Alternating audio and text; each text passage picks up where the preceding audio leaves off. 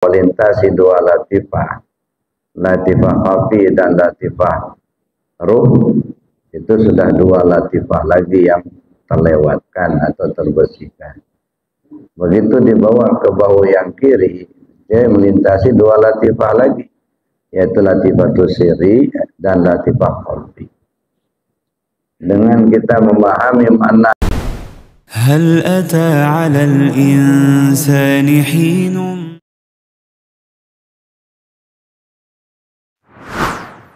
kita sudah berada di tahun yang baru Masehi. Kita bersyukur pada Allah karena Allah berikan kesehatan kepada kita. Allah beri kesempatan untuk menghirup udara segar di pagi hari ini.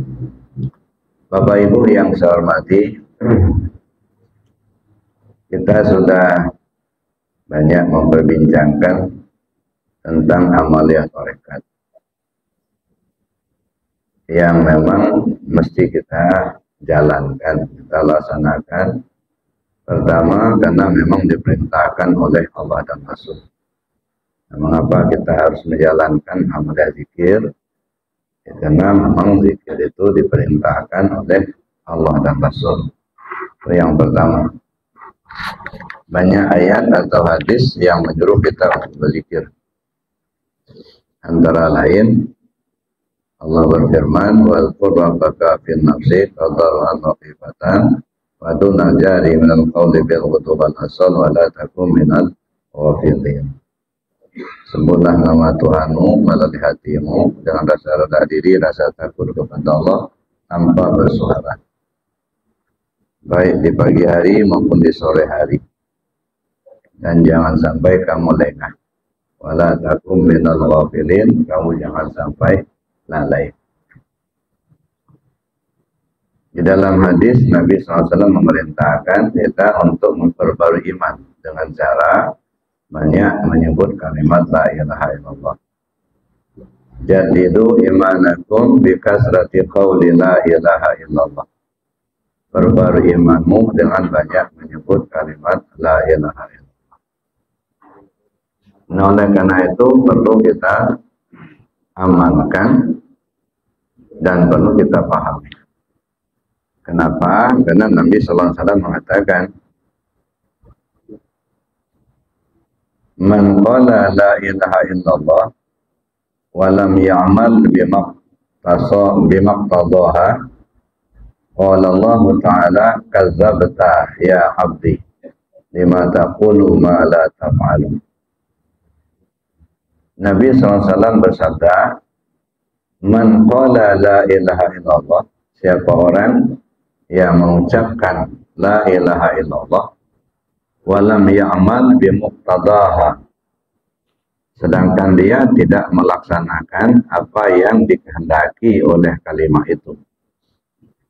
Qala Allah Ta'ala, maka Allah berfirman, "Kazzabta ya 'abdi," kau pembohong wahai hambaku.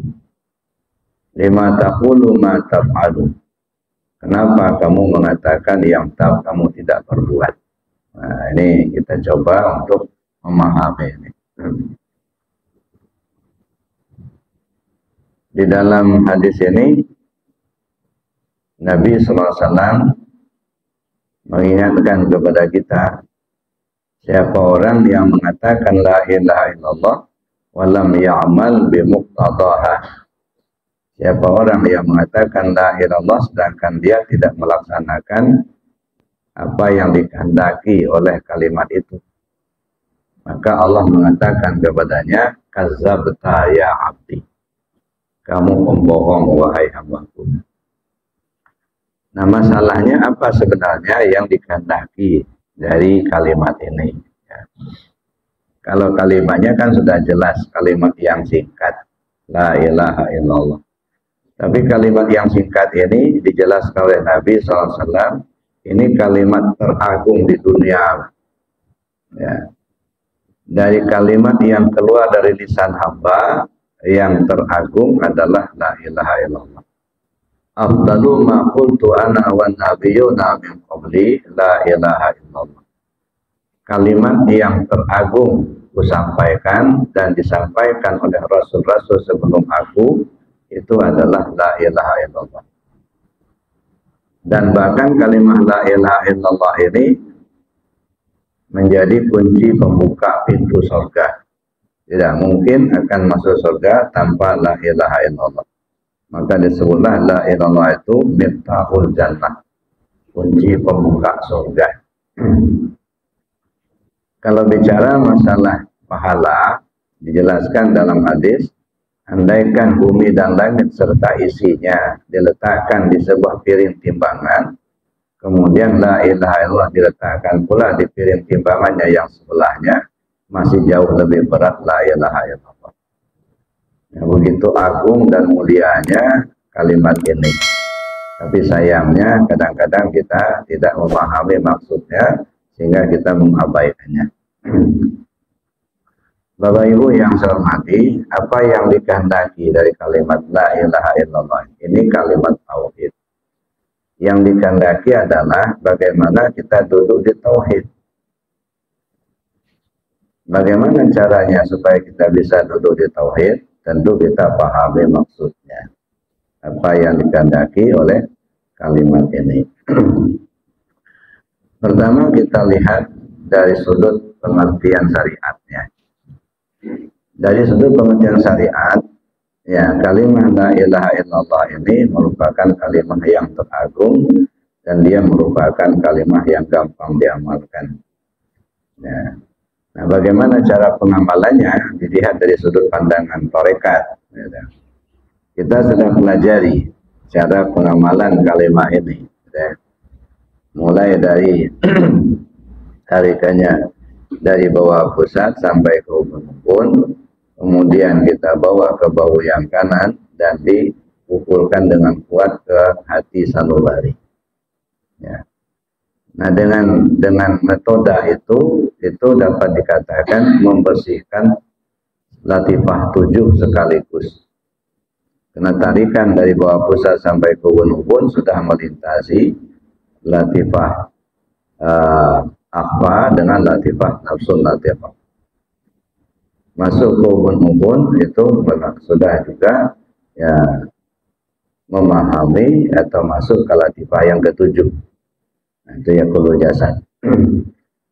Kemudian ketika dibawa ke arah kanan yang melintasi 2 latifah, latifah khafi dan latifah ruh, itu sudah 2 latifah lagi yang terlewatkan atau terbersihkan. Begitu dibawa ke bahu yang kiri, dia melintasi 2 latifah lagi, yaitu latifah sirri dan latifah khafi. Dengan kita memahami makna yang terkandung di dalam kalimat itu mengisi latifah yang ke-7 tadi. Jadi sekali ucap itu sudah sekaligus kita membersihkan 7 macam latifah. Di mana dalam latifah itu ada sifat-sifat yang tercela. Makanya kata Nabi SAW, man qala la ilaha illallah khalisan mukhlisan dakhala jannah. Siapa orang yang mengucap la ilaha illallah secara ikhlas yang sempurna, khalisan mukhlisan. Ya, jadi dia membersihkan dan dibersihkan. Membersihkan karena kita mengucap itu sekaligus membersihkan latifah 7. Dibersihkan karena kita mengamalkannya telah menerima talqin zikir dari ya sahibut talqin. Jadi artinya bukan mengamalkan dengan membaca buku atau mengamalkan dengan ceramah, tetapi kita mengamalkan melalui talqin zikir dari sahibut talqin. Itu namanya kita dibersihkan. Karena pada saat talqin itu secara sederhana belajar zikir, tetapi secara hakikatnya membersihkan ya qalbu kita, membersihkan hati kita, dan mempertaurkan ruhaniyah kita selaku murid kepada ruhaniyah guru-guru kita sampai kepada junjungan kita Nabi besar Muhammad SAW ke dalam tarekat. Nah, karenanya di dalam pelaksanaan amaliyah kita melaksanakan amalnya, badan kita itu bergerak. Jadi bukan hanya mulut kita yang mengucap kalimatnya, tetapi badan juga ikut bergerak. Kenapa harus bergerak? Karena ini mengisyaratkan bahasa. Maka kita berzikir dengan kalimat la ilaha illallah itu dengan menggunakan dua bahasa. Pertama dengan bahasa lisan, dan yang kedua dengan bahasa tubuh. Nah, dengan kita mengucap kalimat la ilaha illallah itu bahasa lisan. Tapi dengan kita memahamikannya itu dengan bahasa tubuh. Jadi kita mengamalkan, tidak boleh tubuhnya diam. La ilaha illallah, la ilaha illallah, tapi enggak dimakamkan. Nah, tidak, tubuhnya tidak bicara. Ya, yang mestinya digerakkan. La ilaha illallah, dengan memakamkan la ilaha illallah, bergerak tubuhnya. Ya. Banyak yang saya perhatikan itu hanya mulutnya saja yang ngomong, tapi tubuhnya diam. Jadi hanya satu bahasa. Ya, mestinya pakai dua bahasa, bahasa lisan dan bahasa tubuh. Mengapa sampai harus menggunakan dua bahasa? Dan artinya lisan kita harus mengucapkan dengan tubuh yang bergerak. Ya, kira-kira maksudnya apa ya? Bapak Ibu yang saya hormati, yang kita tuju ini kan sebenarnya bagaimana kita duduk di tauhid tadi. Ucapan ya, yang kalau kita berucap kan ada suara. Kalau ada suara tentu didengar, kan begitu. Jadi dua sifat yang muncul di sini, kalam dan sama. Ya, jadi kalau kita bicara, kita ada suara didengar. Jadi dengan kita mengucap dengan bahasa lisan, itu kita menempatkan dua sifat. Pertama sifat kalam, dan yang kedua sifat sama. Itu satu. Nah, yang kedua, ketika kita menggerakkan tubuh kita, ya, ketika kita punya kemauan untuk bergerak, itu sudah menempati sifat iradat. Ketika ada kemampuan kita menggerakkan tubuh kita, ada kemampuan, ada kekuatan, menempati sifat qudrat. Nah, dua sifat kan, iradat dan qudrat. Lalu kemudian ketika kita menggerakkan tubuh kita, kan terlihat tubuh kita, kelihatan. Maka disitulah kita menggunakan suhud atau pandang. Maka kita menempatkan sifat basar. Ya, ada sifat basar. Jadi jelas lengkaplah di situ. Ketika kita mengucapkan ada sifat sama, ada sifat kalam. Ya. Ketika kita menggerakkan ada sifat iradat, ada sifat qudrat, ada sifat basar. Ya. Dan itu semua tidak akan mampu kita gerakkan tanpa hayat. Maka berarti ada sifat hayat yang kita pahamkan di dalam hati kita. Ya, jadi lengkaplah 7 sifat. Ya. Jadi kita menggerakkan tubuh kita, ada sifat iradat, ada sifat qudrat, ada sifat basar, kemudian ada hayatnya di situ. Ada 4 sifat.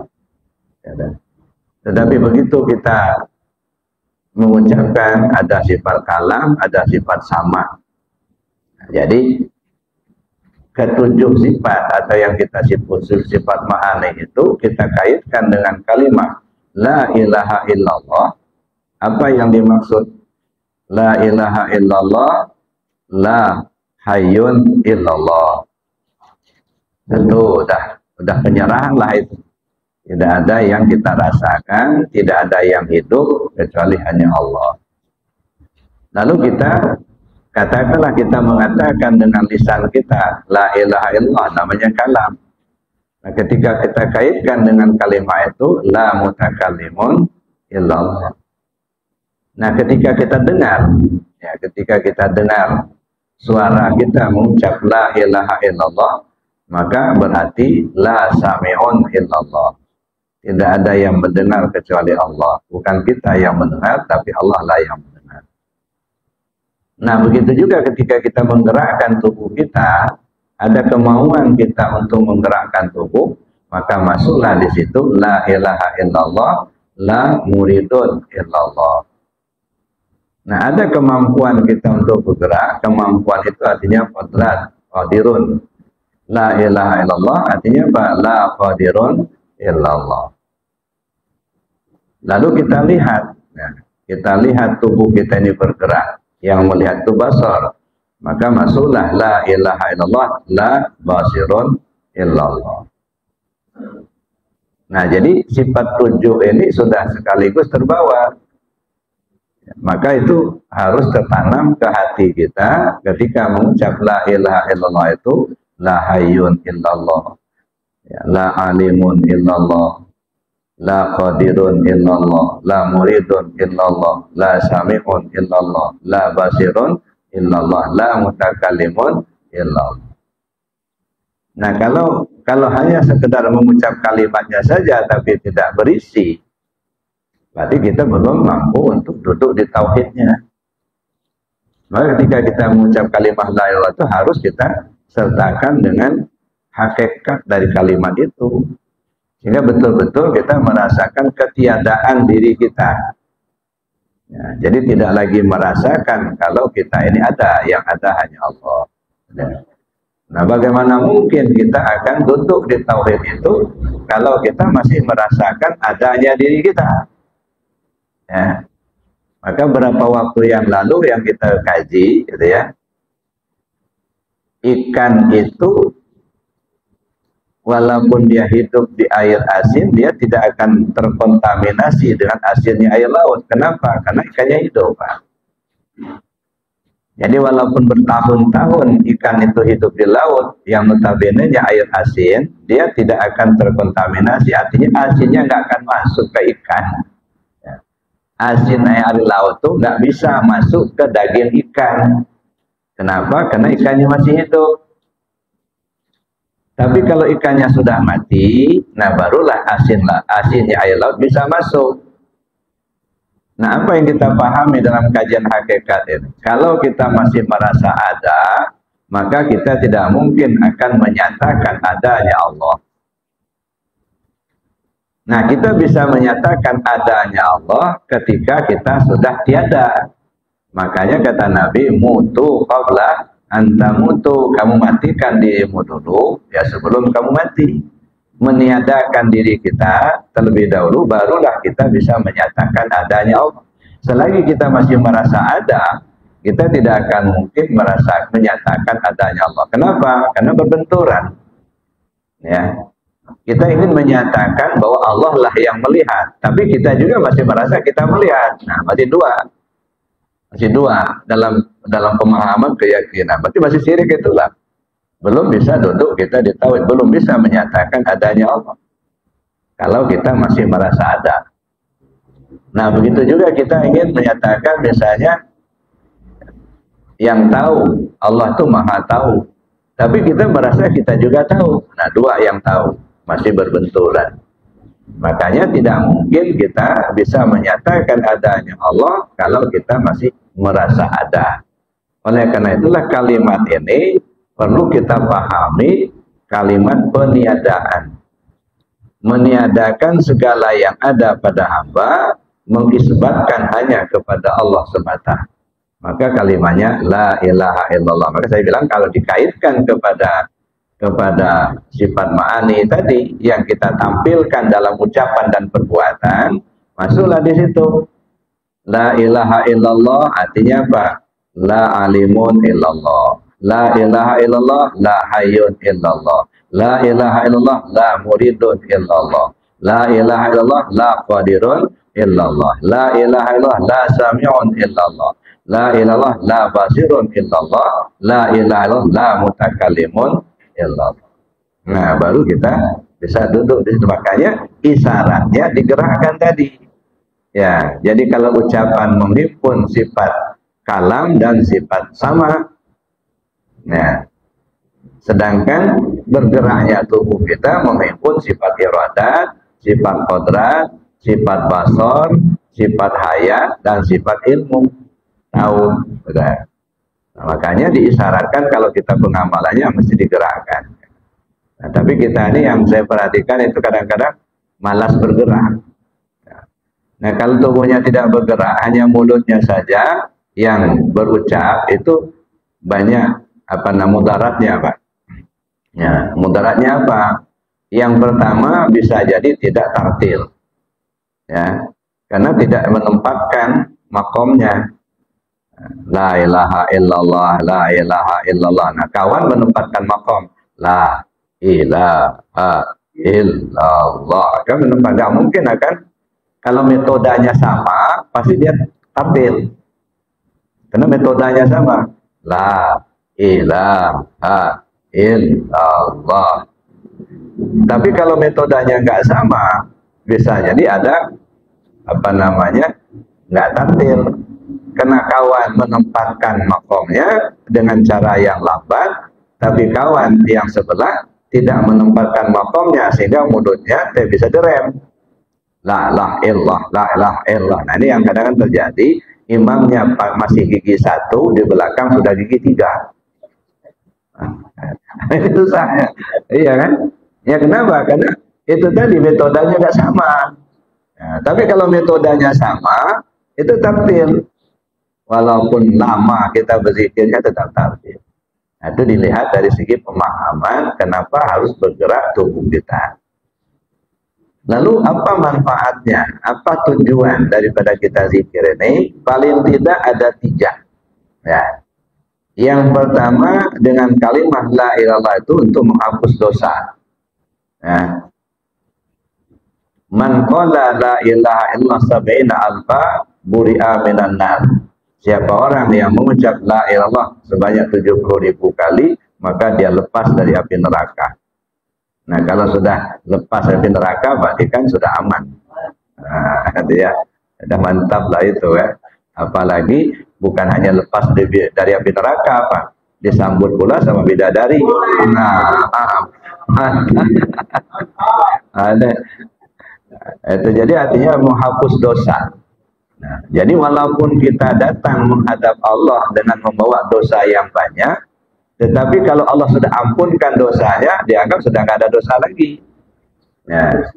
Makanya kata Allah, kalau kamu datang menghadap aku dengan membawa amalmu, nanti aku timbang amalmu itu. Berapa berat amal baik sama amal buruk. Kalau kita menghadap Allah dengan membawa amal, ya Allah, amal saya banyak, ya Allah. Tunggu dulu, nanti saya timbang dulu. Benar nggak, mana yang baik dan buruk, mana yang banyak nih? Akan dihisap.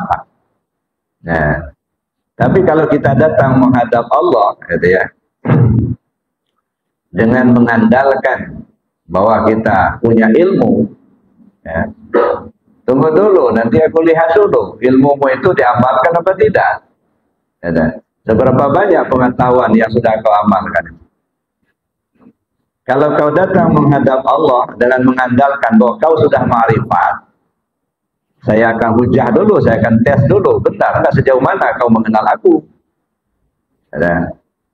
Tapi kalau kau datang menghadap aku dengan aku, itu urusanku, kata Allah. Nah, jadi kalau kita menghadap Allah, merasakan diri kita sudah tiada, kita datang dengan menghadap Allah hanya dengan Allah, nah itu urusanku, kata Allah. Ya. Artinya apa? Walaupun dosanya banyak, tapi kalau Allah sudah ridho, aman, Pak. Tapi kalau kita datang membawa amal kita, ya saya banyak sholatnya, saya banyak zikirnya, saya banyak bersedekahnya, nah ini akan dihisap, Nah, oleh karena itu tidak bisa kita mengandalkan amalan kita. Makanya yang paling utama itu apa? Menghilangkan apa yang ada pada kita untuk kita isbatkan hanya kepada Allah semata. Ya, la ilaha illallah. Duduklah di situ. Nah, itu pertama. Jadi Bapak Ibu, jadi kalimat dengan kita mengamalkan kalimat la ilaha illallah itu untuk menghapus dosa. Nah, banyak-banyak kita berzikir atau menyebut kalimat la ilaha illallah itu. Yang kedua, dengan kita berzikir kalimat la ilaha illallah itu menyembuhkan penyakit.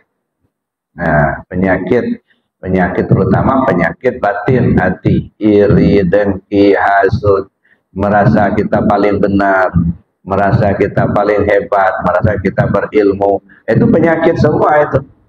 Nah, penyakit yang paling parah itu ada syirik. Nah, kita merasa kita yang kuasa, merasa kita yang tahu, nah itu masih syirik. Maka kalimat la ilaha itu menyembuhkan penyakit yang ada di hati kita. Likulli syai'in siqalah wa siqalatul qalbi zikrullah. Segala sesuatunya ada alat pembersih hati, itu adalah zikir kepada Allah. Nah, sedangkan dari sekian banyak model zikir, afdalul zikir fa'lam annahu la ilaha illallah. Itu menyembuhkan penyakit. Jadi kalau kita sudah lama berzikir, ngamalkan zikir, nah kita cek diri kita sendiri, Pak. Nggak usah nanya sama orang lain, tanya ke diri sendiri. Kita sudah lama beragama Islam, kita sudah banyak melaksanakan ibadah, kita sudah melaksanakan zikir. Nah, kira-kira masih ada nggak penyakit di hati kita? Iri, dengki, merasa paling baik, merasa paling benar. Nah, kalau masih bersarang itu, nah tingkatkan zikirnya. Ya, kalau sudah bersih, ya nggak ada lagi kita penyakit iri, dengki, hasud itu, merasa paling benar, merasa paling hebat, itu nggak ada lagi. Nah, makanya kata Allah, ala bizikrillahi tatma'innul qulub. Ketahuilah dengan mengingat Allah hatimu menjadi tenang. Tapi begini Buya, saya sudah mengamalkan zikir, ya, sudah melaksanakan ibadah, tapi ada masalah sedikit, enggak tenang hatinya. Nah, kita coba cek ya. Misalnya ada orang ya berkata kepada kita, Bapak ini tolol, Bapak ini miskin. Nah, kira-kira kalau ada orang ngomong begitu sama kita, kira-kira tersinggung apa tidak? Pasti itu ya, tersinggung. Bisa-bisa golok keluar. Nah, apa yang bisa kita pahami? Kenapa kita tersinggung? Kalau orang katakan sama kita, Bapak ini tolol. Nah, tersinggung kita. Kenapa kita tersinggung? Harga diri. Berapa harga diri? Nggak kebeli sama orang. Berapa rupiah harga diri? Nah, ya, karena kenapa kita tersinggung? Kita tidak ingat Allah.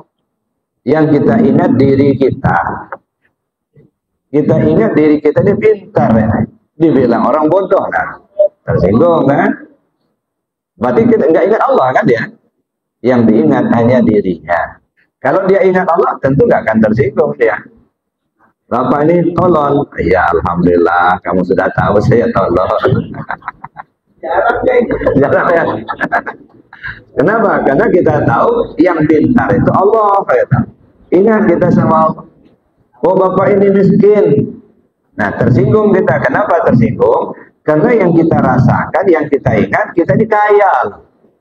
Ada mobil, rumahnya bagus, duitnya banyak. Dibilang orang miskin. Nah, tersinggung. Itu tandanya kita tidak ingat Allah. Yang kita ingat diri kita sendiri. Nah, makanya nggak tenang. Coba ingat Allah, pasti tenang. Bapak ini miskin. Alhamdulillah, kamu tahu saya miskin. Yang kaya itu Allah. Nah, maka timbul ketenangan. Ya, walaupun kadang-kadang nggak bertahan lama. Itu kalau sudah 2 kali diulang, ya mungkin muncul. Muncul lagi. Ya, kalau pertamanya masih tenang itu, alhamdulillah. Diulangnya lagi 2-3 kali, nah bocor. Nah ini ya. Belum bisa bertahan lama ini ya. Nah, jadi itu Bapak Ibu. Jadi artinya ingat Allah itu membuat hati kita tenang. Ingat itu bukan berarti kita harus mengucapkan. Zikir itu kan ya ada tahapan. Kalau dalam konteks syariat ya ucapan la ilaha illallah, maka disebut itu zikir syariat karena masih ada ucapan, ada suara didengar. Makanya disebut zikir syariat. Karena yang namanya syariat itu ucapan dan perbuatan. Nah, tetapi ada masanya zikir itu masuk ke tingkat kesadaran. Ya. Jadi ada ucapan, ada yang diingat, ada yang dirasa, nah ada yang disadari. Nah, dirasa itu kesadaran itu kan sebenarnya kesadaran tingkat tinggi. Ya. Kesadaran kita. Nah, ada kita ucap, tapi belum tentu kita bisa menyadari. Kita sudah mengucap la ilaha illallah, tapi kita tidak bisa menyadari kalau yang kuasa itu Allah. Gitu. Makanya ya berzikir ini ada zikir di tingkat syariat, ada zikir tingkat tarekat, ada zikir di tingkat hakikat, ada zikir di tingkat ma'rifat. Kalau di tingkat syariat berkisar ucapan dan perbuatan. Kalau di tingkat tarekat ingat hati kepada Allah. Kalau di tingkat hakikat dirasa. Nah, jadi mainnya itu bukan saja ingat tapi dirasa. Itu di tingkat hakikat. Makanya ya ketika kita sholat, merasa kita yang sholat atau bukan. Jadi bukan hanya mengingat tetapi merasa. Nah, kalau masih merasa kita yang sholat, nah itu belum naik. Masih di bawah itulah. Nah, ketika kesadaran kita sudah tinggi, tidak lagi merasakan bahwa kita yang punya kemampuan untuk berdiri. Kita tidak lagi merasakan bahwa kitalah yang tahu. Tidak lagi kita merasakan bahwa kitalah yang kuasa atau yang melihat, yang mendengar. Itu kesadaran itu masuk ke dalam sehingga timbullah yang berdiri itu kuasanya Allah. Yang melihat Allah, yang mendengar Allah, yang tahu Allah. Nah, tidak lagi merasakan diri kita itu bahwa kita yang punya kemampuan tadi. Ya. Nah, itu sudah masuk kepada rasa. Maka timbullah al-abid wal ma'bud wahid. Yang nyembah dan yang disembah ya dia itulah. Ya. Kalau masih merasa kita yang menyembah, ya masih ada dua apa? Ada yang menyembah, ada yang disembah. Ini nggak ada sembah menyembah lagi kalau sudah masuk ke atas. Dan naik ke atas. Tak ada sembah menyembah. Yang ada itu hanyalah dialog zat dan sifat. Makanya di kajian tasawuf, apa itu salat? Penyaksian zat kepada sifat. Zat menguji sifat dengan afalnya, sifat memuji zat dengan asma'nya. Zatnya zat Allah, sifatnya sifat Allah.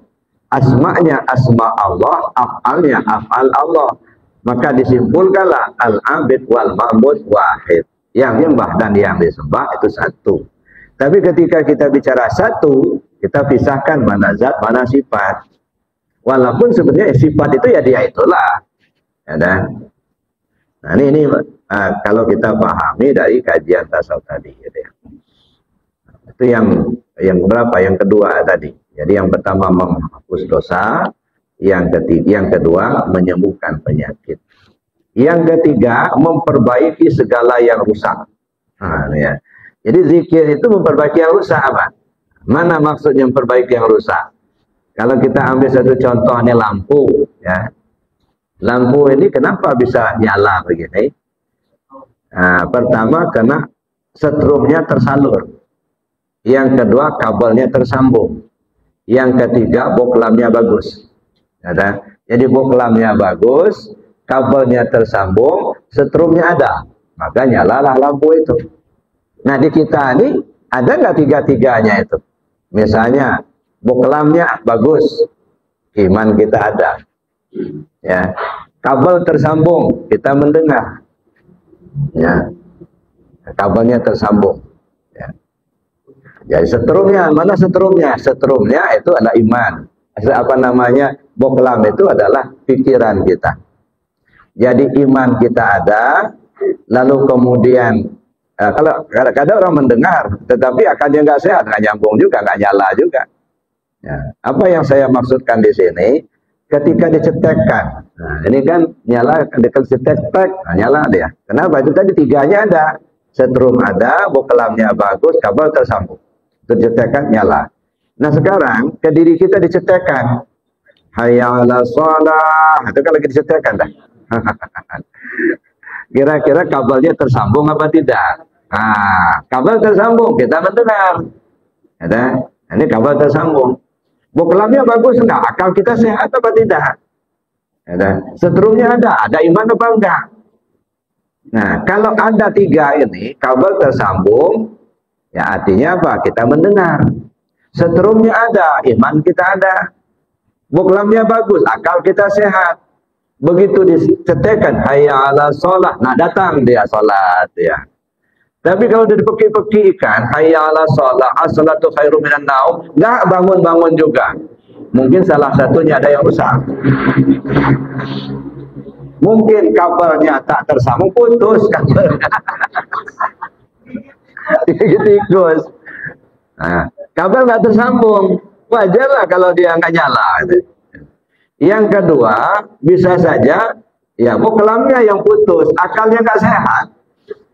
Ada ya, dengar, cuma akalnya nggak sehat. Atau setrumnya yang nggak ada, iman yang lemah. Jangankan orang lagi tidur, Pak, maaf ya, udah di masjid, udah duduk di masjid, kan artinya kan tiganya kan sudah ada. Kabelnya sudah tersambung, kelamnya bagus, gitu ya, setrumnya ada. Tapi Pak Suryadi sudah ngomong, qad qamatis sholatu, qad qamatis shalah, duduk juga. Ah, ini kayaknya lemah wattnya. Enggak, ya apa namanya? Masya Allah, ini mungkin hanya 5 watt kayaknya. Spanding rendah, spandingnya rendah. Tapi kalau spandingnya tinggi, baru hayya ala shalah, hayya ala, langsung berdiri. Ya, jadi belum sampai ke hayya ala shalah, baru saja apa namanya iqamat, Allahu akbar, asyhadu la ilaha illallah, asyhadu anna Muhammadar Rasulullah, hayya ala shalah, langsung berdiri. Ya. Begitu qad qamatis sholatu, qad qamatis shalah, udah mulai baris. Udah nyusun saf. Ini enggak, sudah Allahu akbar, la ilaha illallah, masih duduk juga. Aduh, ini spanding rendah ya. Nyambung sih nyambung, gitu. Cuma spandingnya rendah. Nah, maka dzikir la ilallah itu saya katakan memperbaiki segala yang rusak. Maka tidak heran kita begitu kita ngamalkan dzikir tarekat, dzikir la ilaha illallah, mulai amaliyahnya mulai bertambah. Kalau selama ini nggak pernah sholat sunat rejab, nah begitu kita sudah mulai zikir, mulai sholat rejab. Nah, ini kan malam tadi sholat sunat rejab. Pak Suryadi kayaknya enggak itu. Sana ya, alhamdulillah. Enggak, saya ngetes aja.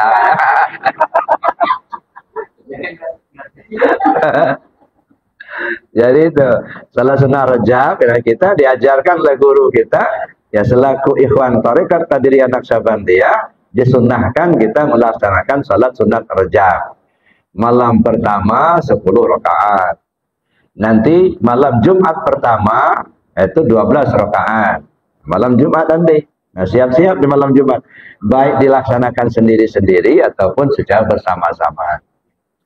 Nanti malam ke-15 itu 10 rakaat lagi.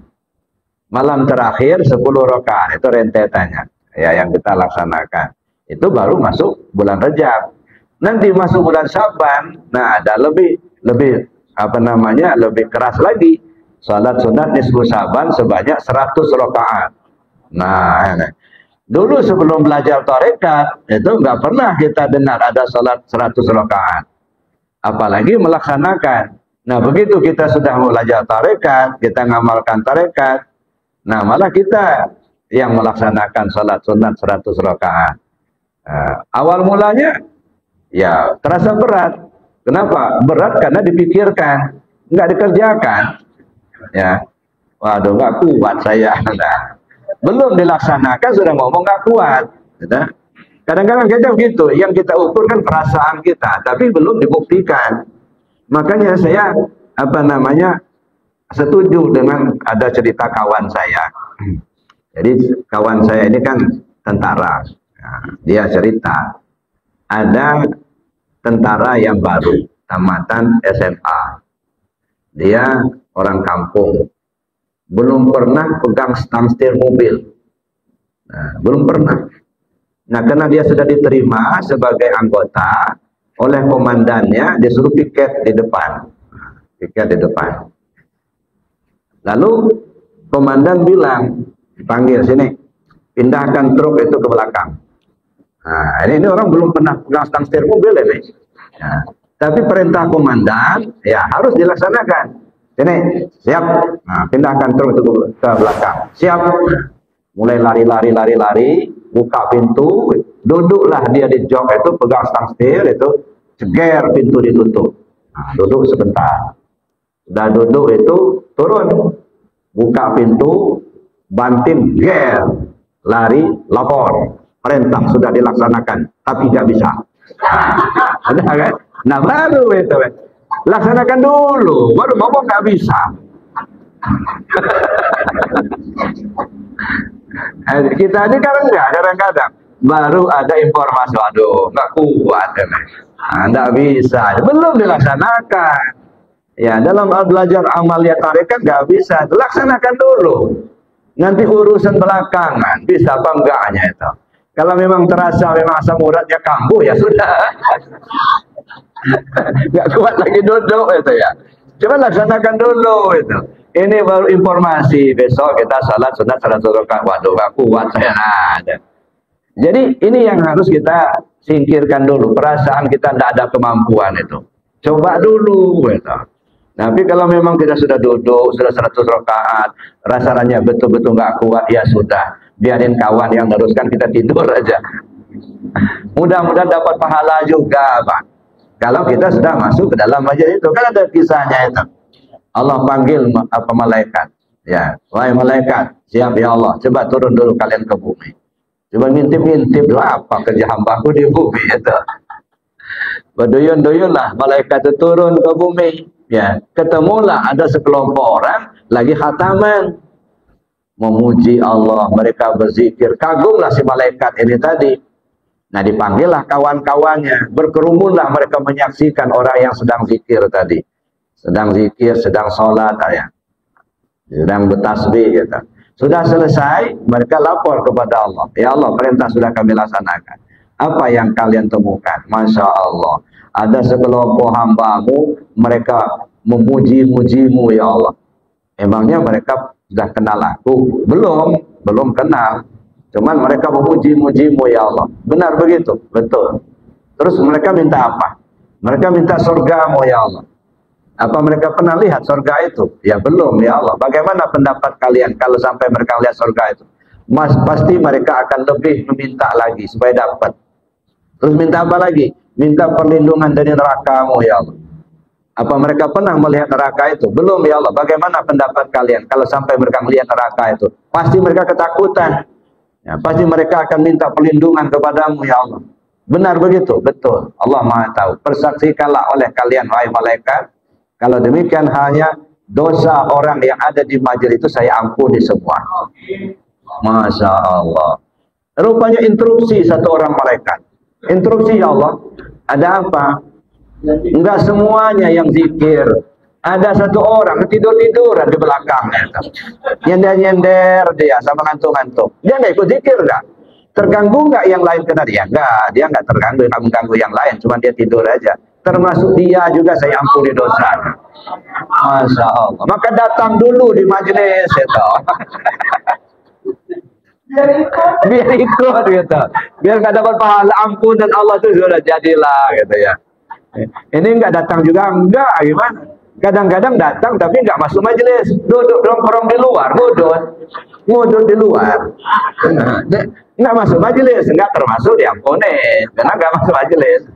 Udah duduk aja di majelis, walaupun mungkin kita nggak kuat sholatnya, karena asam uratnya kambuh misalnya, ya duduk aja di majelis itu, ya dah.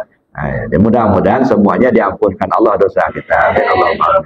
Baik Bapak Ibu yang saya hormati, itu diantaranya yang perlu kita pahami mana yang terkandung dalam kalimat la ilaha illallah, kemudian pelaksanaannya, hikmahnya apa, lalu kemudian tujuannya kita menghapus dosa, mengobati penyakit, dan memperbaiki segala yang rusak. Nah, sebelum kita diskusi, sementara materinya saya cukupkan demikian. Assalamualaikum warahmatullahi wabarakatuh. Silakan kalau ada yang mau tanya. Ya, silakan, Pak.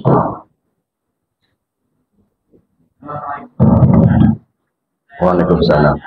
Yang dia sampaikan tadi, mereka berpikir tapi tidak menggunakan badannya, hanya mulutnya saja. Ya. Itu kata dia itu idola ya, dan dia idola apa idolanya? Apa? Idola. Dia tidak menggunakan badannya, hanya mulutnya yang berpikir. Yang kedua, saya ingin menanyakan ini di luar materi yang kami sampaikan. Ya, ya. Kita berziarah kuburan itu kadang-kadang membawa kembang. Nah, sementara ada yang menyatakan itu tidak dibolehkan atau meniru orang sendiri Kristen agama lain, sementara mengingat seperti Rasulullah. Nah, jadi saya ingin ketentuan yang positifnya itu kami. Demikian pertanyaan saya. Wassalamualaikum warahmatullahi wabarakatuh. Waalaikumsalam. Pertama, mudarat yang ngantuk, Pak. Nah, lama-lama ngantuk. La ilaha illallah. Keras awalnya, tapi kena badannya nggak bergerak, lama-lama lemah. Illallah, la ilallah. Diam ya. Ada. Jadi makanya kalau kita zikir dengan badannya tetap, biasanya cepat ngantuk. Itu satu. Kemudian nggak tartil. Kenapa? Karena tidak menempatkan makomnya. Ya, sehingga akhirnya nggak sama kita zikirnya dengan iramanya dengan yang lain. Nah, itu yang kedua. Yang ketiga, tidak terhunjang dalam hati. Sedangkan Allah perintahkan, wadrib bi'asokal hajar famfajarat min husnata asyarata aina. Pukulkan tongkatmu ke batu yang keras itu, dia akan memancarkan 12 mata air. Ya.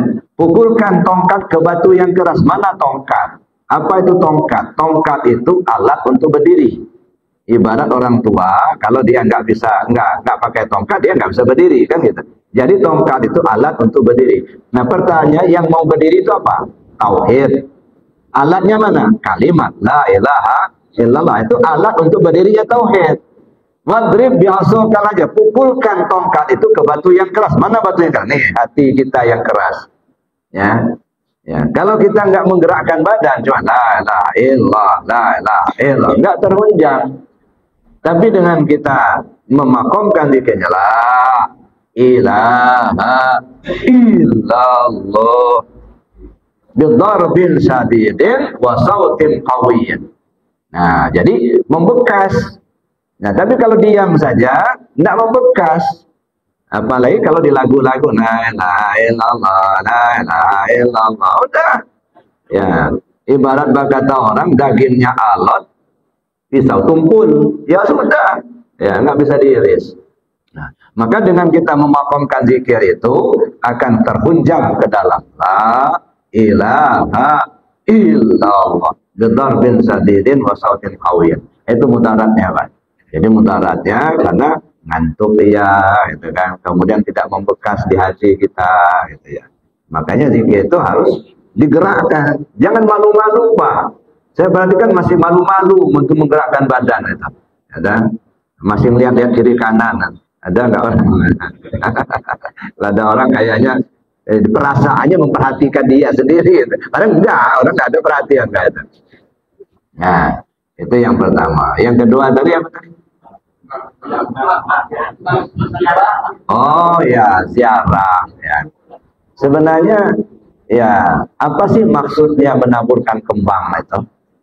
Ya, yang dilakukan Rasul sallallahu alaihi wasallam ketika beliau melewati kubur, beliau menancapkan pelepah kurma yang masih hidup sambil berkata, selagi pelepah kurma ini masih hidup, Allah ampunkan dosanya, Allah ringankan azabnya di dalam kubur. Nah, inilah kiasan, inilah maka seringkali kita gunakan siraman air gitu, basah. Nah, dengan artian minta kepada Allah, artinya selagi air ini masih ada, yaitu Allah ringankan azab orang yang ada di kubur, gitu ya. Atau Allah ampunkan dosanya. Jadi tujuannya bukan untuk gagah-gagahan, bukan untuk pamer, gitu ya. Ya, adapun kita misalnya menyiramkan air atau kita menancapkan pelepah kurma tadi dengan niat kita minta kepada Allah supaya Ya, mayat yang dikubur itu kalau dia tersiksa diringankan Allah siksaannya. Kalau dia panas diminta supaya sejuk, kan begitu ya. Nah, itu tujuannya. Jadi kalau kita hanya menabur kembang ya dengan mencontoh-contoh orang, ya itu berarti nggak masuk ke sana. Tapi kalau menaburkan kembang dengan harapan misalnya selagi kembang itu masih segar, nah itu kan sama dengan tancapan kayu tadi. Ya, kalau kembang itu masih segar, ya minta kepada Allah supaya siksaan orang yang kubur itu diringankan oleh Allah. Kalau itu termasuk bagian dari doa, saya kan nggak masalah. Kalau dia kita tidak kembang, dia tidak tercapkan Kamboja, bagaimana itu? Ya intinya ini saja, Pak. Apapun medianya, itu kan media itu. Ya nggak mesti harus pohon kemboja, nggak mesti pakai pulpa kurma. Intinya itu medianya yang masih hidup minta kepada Allah supaya mayat yang di dalam kubur itu diringankan Allah siksaannya. Itu niatnya. Ya, apakah pakai pohon kemboja, apakah pulpa pisang misalnya itu, ataukah siraman air, atau pakai kembang, terserah. Ya iya, tapi niatnya itu bukan untuk niru-niru orang gitu ya. Saya kira nggak masalah, Pak. Itu kan bicara masalah media, ya kan? Kalau Rasul pakai medianya, pulpa kurma yang masih hidup ditancapkan. Cuman kalau mencari pulpa kurma kita di sini susah, Pak. Nggak ada kan? Maka pakai kayu kemboja tadi ya silakan aja, ya kan? Atau kita pakai siraman air, atau mau pakai kembang. Tapi niatnya itu tadi, itu media, Pak. Ya. Jadi persoalan media itu terserah media apa yang bisa kita pakai. Ya, tapi kalau niatnya menaburkan kembang supaya dilihat orang hebat, gitu ya, supaya dipuji orang, Mas Yano itu harum benar kembangnya itu ditaburkan, nah, itu nggak masuk ke situ. Ya, jadi kita lihat medianya itu sebagai sarana untuk meminta ampun kepada Allah bagi orang yang ada di dalam kubur itu, gitu ya. Jadi jangan kita hanya itu kan perbuatan orang Kristen, gitu ya, menaburkan kembang. Nah kalau kita niru-niru berarti kita niru orang Kristen, ya enggak juga. Kita nirunya Rasulullah yang kita tiru, cuman medianya kita alihkan ke kembang, medianya kita alihkan ke air, medianya kita alihkan ke pohon kemboja, itu medianya. Tapi niatnya itu tadi, ya, untuk memohon kepada Allah supaya jenazah yang ada kubur itu diringankan Allah siksaannya, kalau bisa dilepaskan, nah, dibebaskan dari siksaan kubur, gitu ya. Intinya kita minta ke Allah, tapi jangan nyangkut supaya ya ada kesombongan, gitu ya, tidak boleh. Ya, jadi bukan berarti kita harus nggak boleh, kenapa niru-niru orang Kristen ya? Saya kira nggak juga. Gitu. Yang kita tiru Rasulullah, cuman medianya kita alihkan ke kembang atau kita alihkan ke air, itu medianya. Saya kira itu, Pak. Ya, silakan yang lain. Kalau ada. Ya. Mana? Waalaikumsalam. Ya, bahwa segala sesuatu yang terjadi pada diri manusia itu adalah jawaban akhirnya. Ya, ya. Kalau misalnya ada orang yang mengatakan kita kamu bodoh, yang bego, miskin, nah itu kan kita ada menerima ya saya miskin yang tetapi di sisi lain kadang bisa mengatakan bahwa pembelaan itu wajib bagi setiap muslim. Nah ini gimana ya? Untuk ini sepertinya dapat definisi bagaimana masuk dari mana, kemudian ada mungkin mengatakan pembelaan itu wajib bagi setiap muslim.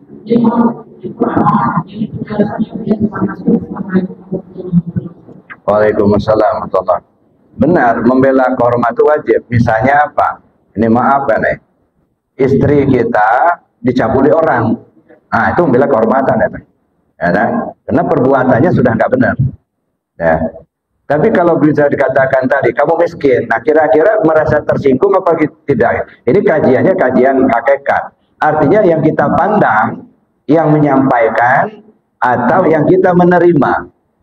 Bisa nggak kita melihat atau merasakan bahwa hakikat yang disampaikan itu kita ingat kepada Allah, bahwa Allah lah yang kaya.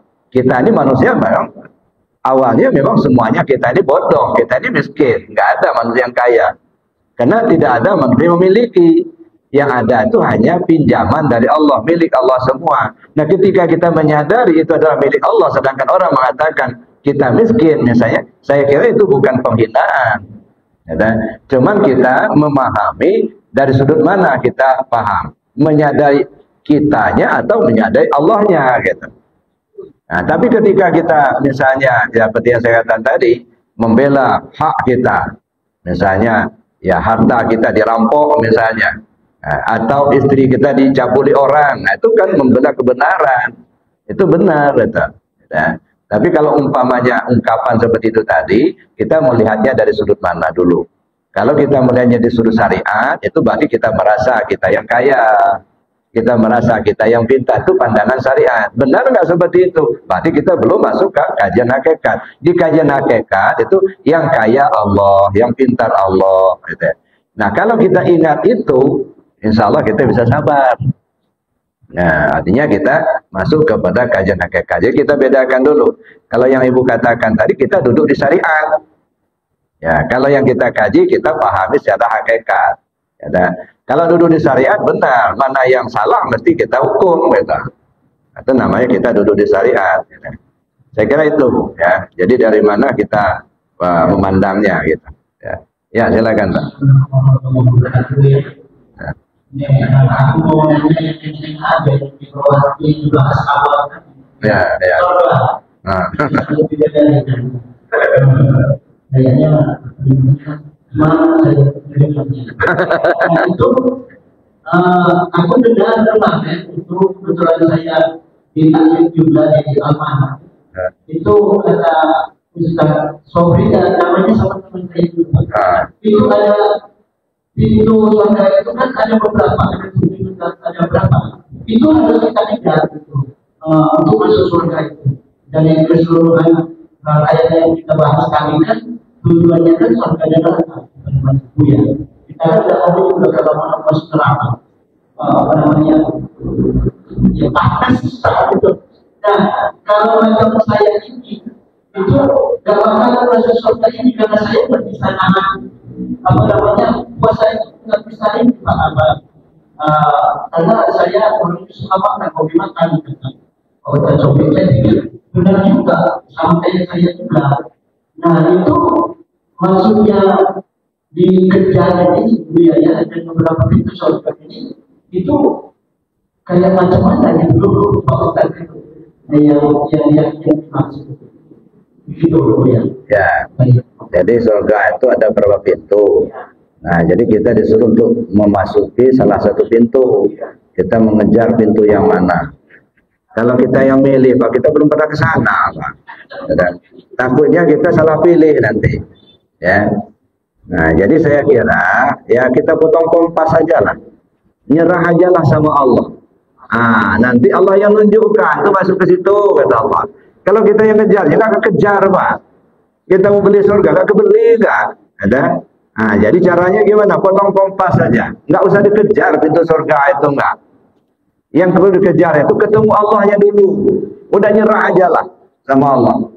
Nah, nanti Allah akan tunjukkan, Pak Sobri masuk di situ kamu. Nah, aman kita, udah ditunjukkan di situ. Nanti diantarkan sama bidadari nanti. Nah, yang antar bidadari, yang nyambut bidadari. Nah, cuman masalahnya, iya kalau Pak Sobri yang berangkat, kalau ibu-ibu yang berangkat, nah bidadaranya mana nih? Nah, di surga itu nggak ada bidadara, yang ada bidadari. Nah, kenapa nggak ada bidadara, Pak? Di surga ada bidadari, tapi nggak ada bidadara. Nggak tahu. Ya kenapa? Karena puncak kebahagiaan laki-laki itu perempuan, maka disodorkan bidadari. Iya, makanya tidak orang-orang yang punya duit banyak, biarlah uangnya banyak habis, yang penting dapat bidadari, dapat yang muda. Gitu kan? Uang banyak habis, ya. Ya, maharnya aja 100 miliar gitu. Nggak masalah, karena masih muda.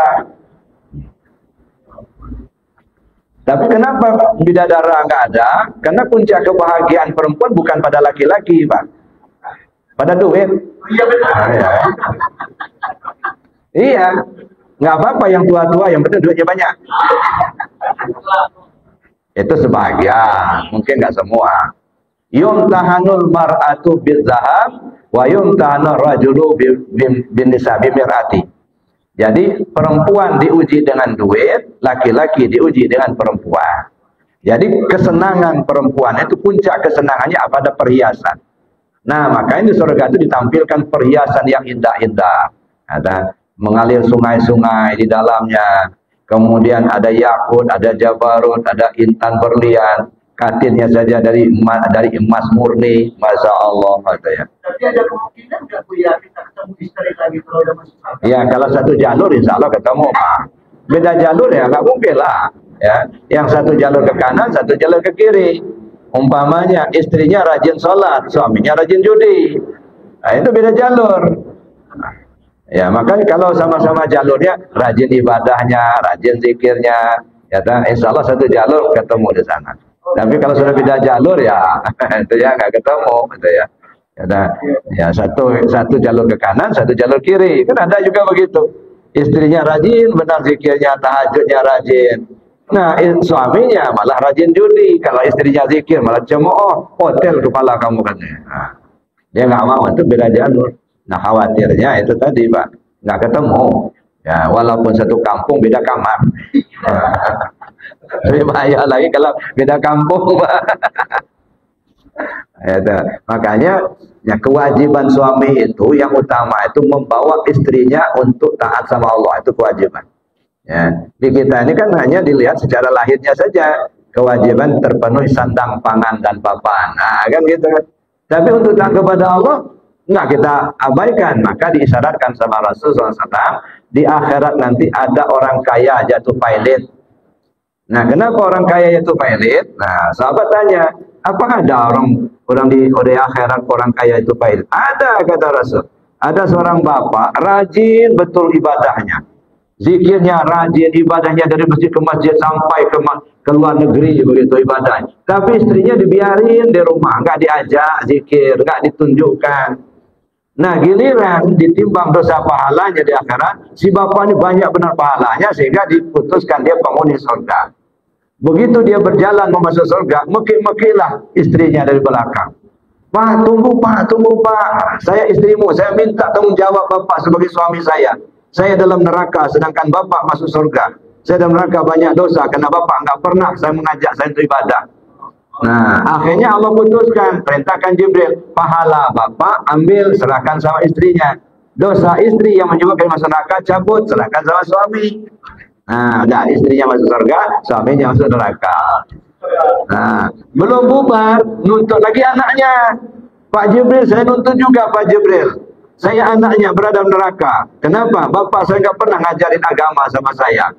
Bapak saya rajin-rajin zikir sendirian, sedangkan saya dibiarin aja, nggak ditunjukkan. Ujung-ujungnya Allah perintahkan Jibril, sisa pahala Bapak ambil, serahkan sama anaknya. Dosa anak ambil, serahkan sama bapaknya. Nah, itu namanya orang kaya jatuh pailit, ya dah. Nah, kenapa? Tanggung jawab. Makanya kalau istrinya salah, ya, yang diminta tanggung jawabnya suaminya dulu. Nah, itulah maka kewajiban suami itu adalah membawa istrinya untuk taat kepada Allah. Itu kewajiban, ya. Kalau tidak, itu tanggung jawab nanti di akhirat.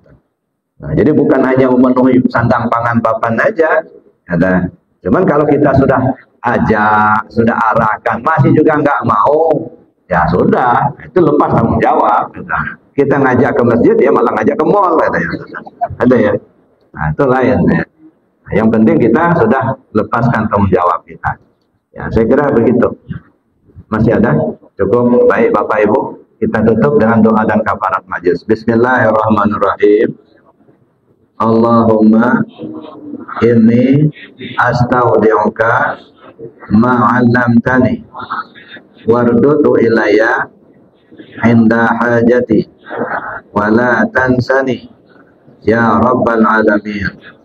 Subhanakallahumma wa bihamdika asyhadu an la ilaha illa anta astaghfiruka wa atubu ilaik.